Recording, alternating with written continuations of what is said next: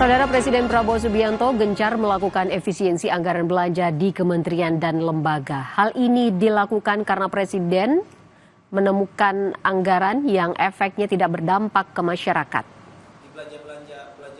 Kepala Kantor Komunikasi Kepresidenan Hasan Nasbi menyebut efisiensi anggaran pemerintahan Presiden Prabowo Subianto mampu memangkas separuh uang belanja kementerian dan lembaga. Pemangkasan ini dilakukan setelah Presiden Prabowo menemukan anggaran yang efeknya tidak berdampak ke masyarakat.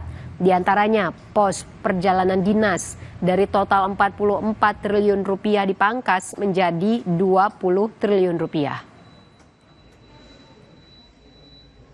Biayanya dari mana? Uang ini kan nggak turun dari langit. APBN kita kan segitu-segitu aja.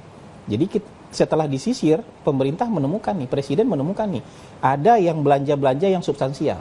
Belanja gaji, ya kan? Itu substansial. Belanja layanan publik, bantuan sosial itu substansial. Tapi belanja barang sama belanja modal, itu banyak yang nggak substansial. Banyak yang kalau itu nggak ada sebenarnya nggak apa-apa. Kajian-kajian begitu itu nggak ada tuh sebenarnya nggak apa-apa. Seremoni-seremoni yang besar-besar itu begitu itu nggak ada, sebenarnya nggak kenapa-kenapa. Nah, ini yang diefisienkan kan gitu. Jadi clear pesan Presiden. Menteri Agraria dan Tata Ruang Nusron Wahid menanggapi kebijakan Presiden Prabowo Subianto yang menginginkan penghematan anggaran. Menurutnya, efisiensi anggaran merupakan hal yang biasa. Menteri Nusron bahkan menilai penghematan anggaran perlu dilakukan untuk menghapuskan lemak-lemak yang tidak perlu.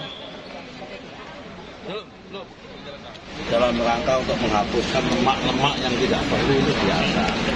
Karena memang kalau kita saat ini kadang-kadang kita ini ada hal-hal yang kebutuhan yang berlebihan.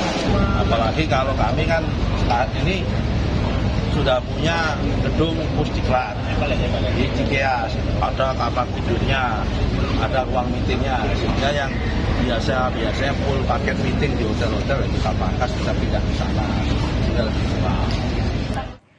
Direktur Utama Lembaga Penyiaran Publik Televisi Republik Indonesia LPP TVRI Iman Brotoseno membantah melakukan pemutusan hubungan kerja atau PHK terhadap karyawan setelah adanya kebijakan efisiensi anggaran oleh pemerintah.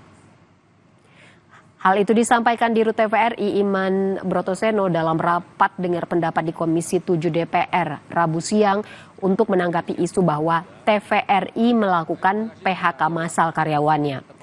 Menurut Iman Brotoseno, kejadian sebenarnya adalah TVRI sementara menghentikan pemakaian jasa kontributor. Iman juga menjelaskan kontributor bukan pegawai pendukung non-pegawai negeri dan bukan juga aparatur sipil negara. Oleh karena itu, kebijakan pengurangan karyawan diserahkan sepenuhnya ke TVRI daerah masing-masing.